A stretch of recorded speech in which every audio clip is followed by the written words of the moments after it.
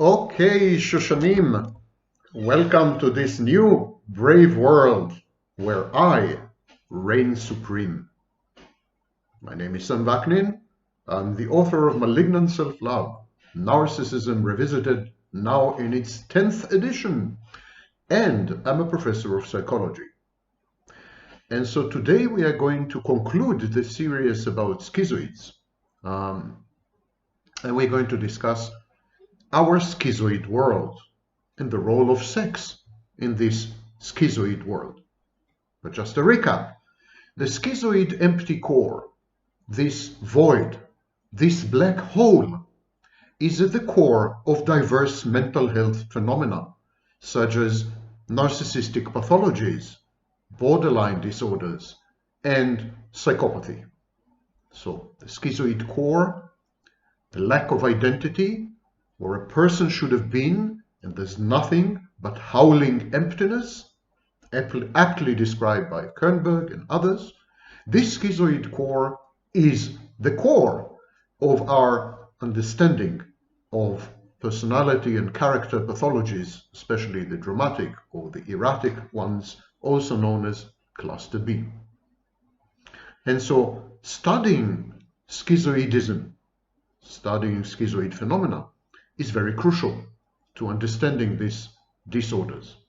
This is especially true since the entire world is gravitating towards a schizoid solution.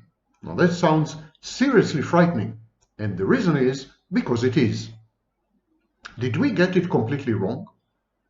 Are we not actually a social species, zoon politikon? Are we a race of self-sufficient loners who had been misled, who had been led astray by the claims that we are actually sociable creatures? Is our authentic condition loneliness, as many existentialists had suggested? Do we actually much prefer to be alone? Do we prefer being alone to having to suffer the quirks and intrusions of other people? We are irritated by other people. We can't stand other people. That's the truth. Our intimacy, society, are they just constructs? Are they manipulative myths, a kind of mythology intended to foster herd mentality? The very concepts of society and intimacy were invented in the 18th century.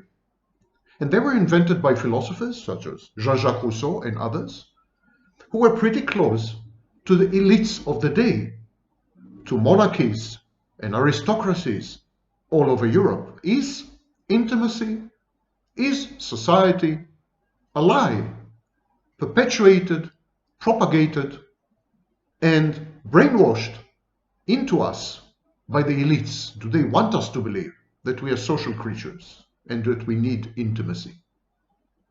The biology is pretty clear. We do need intimacy. Intimacy has very strong effects on neurotransmitters, on hormones, on specific tissues. We crave intimacy, we seek intimacy. Our life quality changes when we do have intimacy. But society is a different issue. It's an abstract concept, very difficult to define. And when we interact with other people, many of the consequences are actually adverse. They're not good. Anxiety and depression are often relational problems. The very self, or concept of self, is an outcome of object relations. And so self-disorders, disorders of the self, are also outcomes of our interactions with others. In other words, it's a double-edged sword. Interacting with others could have a very beneficial effect on us, but could have a very bad effect on us. And frankly, we are not quite sure about the balance. And yet everyone wants us to believe that we need to work together, that community is the natural state and order of things. Everyone wants us to adopt a herd mentality, follow social mores and conventions and rules. But is solitude actually the normal baseline state? Aren't cities a pathological aberration, this conglomeration of atomized individuals, each one in his or her own cubicle?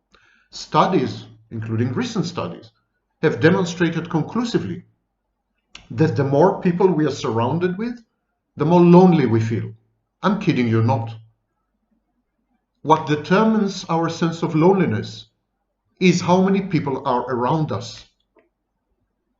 The quantity and density of human population around us in villages and in suburbia with detached housing units, the sense of loneliness is lower than in very dense cities.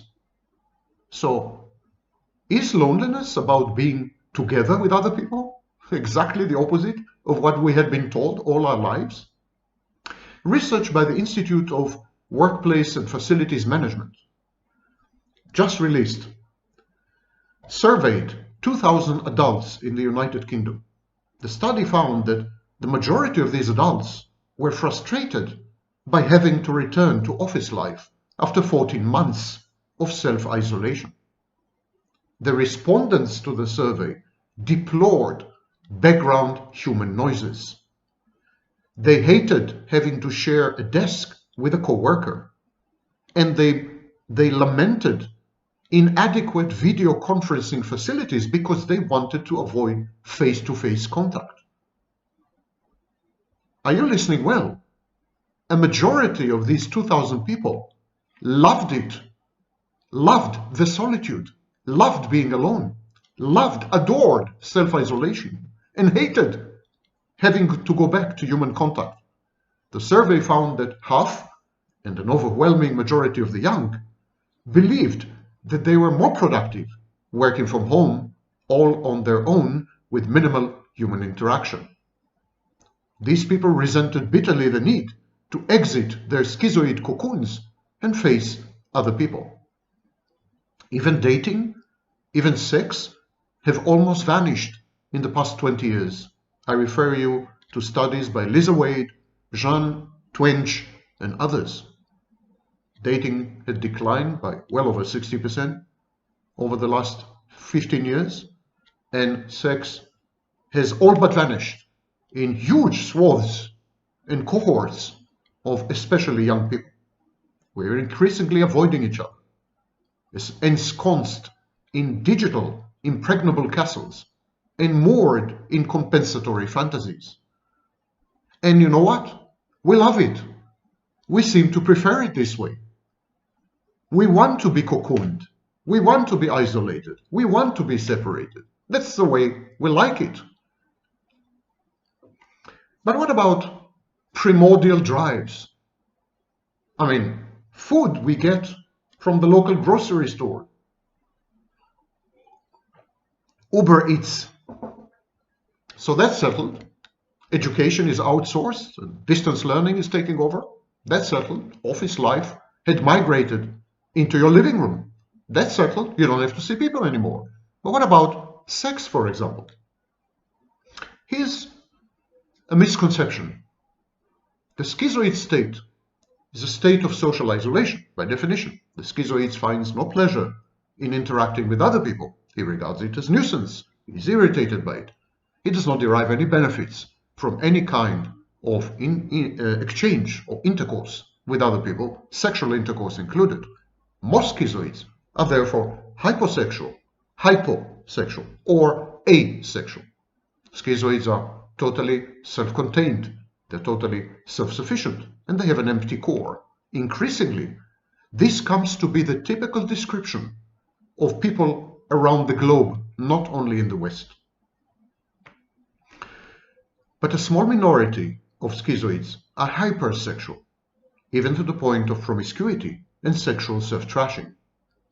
These schizoids use dysregulated, haphazard, and unboundaried sex in lieu of meaningful object relations and intimacy.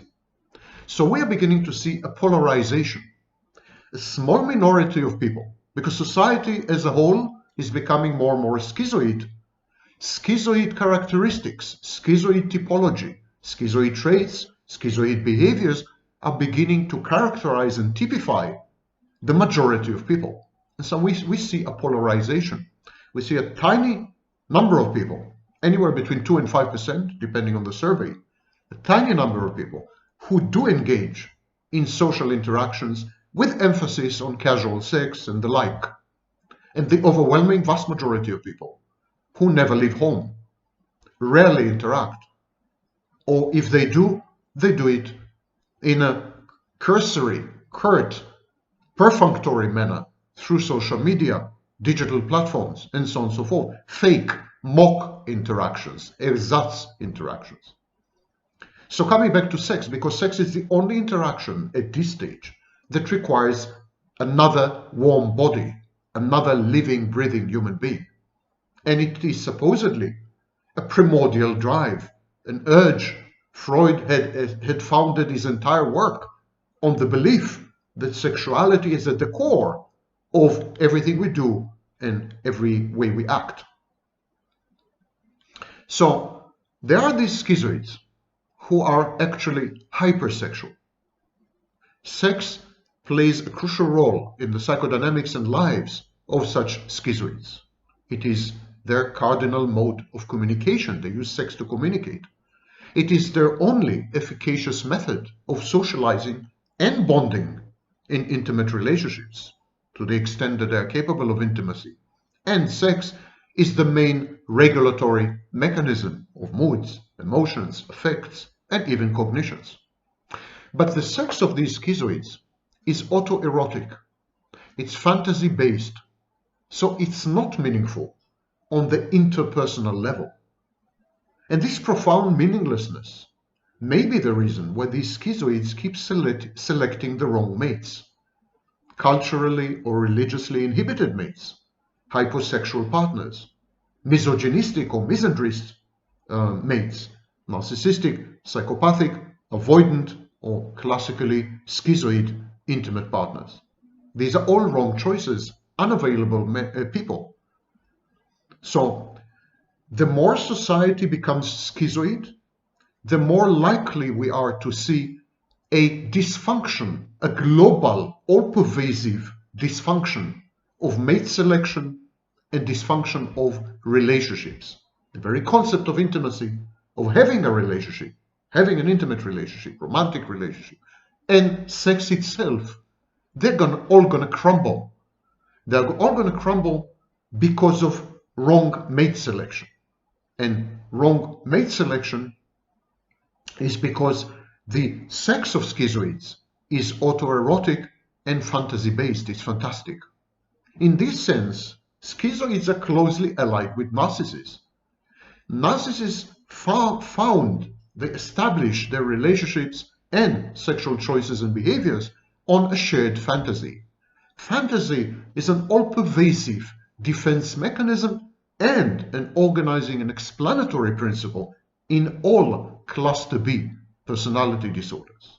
And schizoid core is at the core, at the foundation of these disorders. So we are seeing a world that is becoming more narcissistic, more psychopathic, and by definition, more schizoid. So these people in this world, when they try to adapt to the new normal, revert to fantasy and become increasingly more autoerotic, which would explain why pornography is flourishing. Because pornography is about masturbation. Masturbation is the ultimate autoerotic act. Similarly, homosexuality or same-sex attraction is likely to explode and thrive because same-sex attraction has a strong, pronounced autoerotic component. You're making love to the same gender as you are. And this profound meaninglessness guarantees the total failure of the old model of doing things.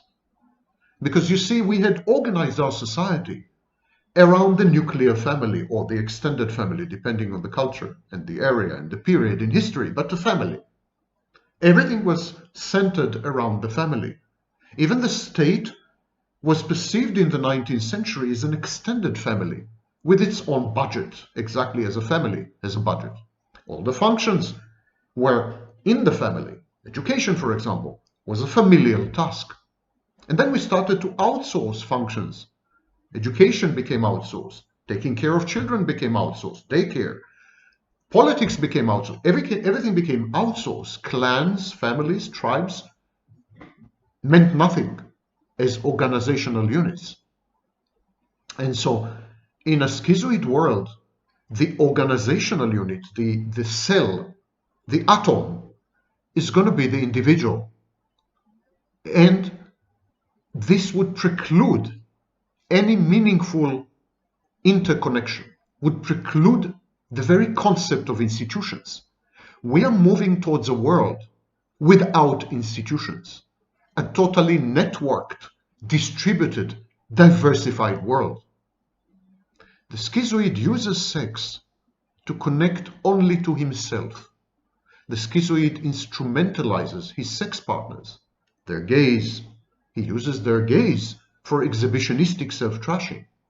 The schizoid uses the bodies of his sex partners, leverages them for sadistic self-degradation, masochistic self-degradation or sadistic activities or mutual masturbation. He uses the attention of his sex partners to regulate the sense of self-worth. In other words, the schizoid uses bodies to become alive, to experience his own existence. When the schizoid is hypersexed, the schizoid sexuality is also a form of self-harm, with all the functions of self-harming, drowning out negative affectivity, feeling suddenly alive, self-punishment, and affirmation of negative self-perception and introject. I came back to sexuality and sex because this is the last remaining vestige of human contact. Everything else has moved online. Everything else is virtual and digitized. Sex is on its way, of course, as well. Pornography is just a harbinger of virtualizing or digitizing sex. Sex dolls, sex holograms. I mean, it's on its way. In 20, 30 years, people would be very unlikely to use other people's bodies to obtain sexual gratification. But right now, this is still required. And schizoids deal with it by withdrawing, not by approaching, but by avoiding. They use other people's bodies, of course, but for self-gratification, autoerotic self-reference. It's the same. Sex is a metaphor, a simile. It's the same in every other field of human endeavor and interaction. There's a schizoid wave coming with strong, pronounced, grandiose narcissistic features, entitlement, and psychopathic defiance, impulsivity, and recklessness. It is sweeping the globe. It affects both genders, especially women, by the way. And it is bound to transform the very way we organize society. For example, I don't think in the future we're going to have the concept of institutions. I think we're going to work in ad hoc self-assembling networks. I don't think we're going to look for partners. We're going to look for team members, short term. I think we're going to regard ourselves as nodes in ever-changing, ever-shifting kaleidoscopic assemblages of networks. We're going to belong to multiple networks all the time. We're going to shift and switch workplaces, so-called relationships, sexual partners, locations, languages. We're going to flow. It's a society in flux. Actually, I doubt very much that we are going to continue with the Jean-Jacques Rousseau concept of social compact. I think the very concept of society as an organizing principle, explanatory principle, hermeneutic principle, the very concept of society is dying. I don't think we're going to have societies in the future, intimate relationships, institutions, politics. We're going to have none of this. We're going to be self-contained, self-sufficient black holes, universes adrift in a multiverse where there are permeable walls of dissociation, permeable walls of communication, which let through only flickers of mutual recognition. This is the new normal. Prepare yourselves. It's coming.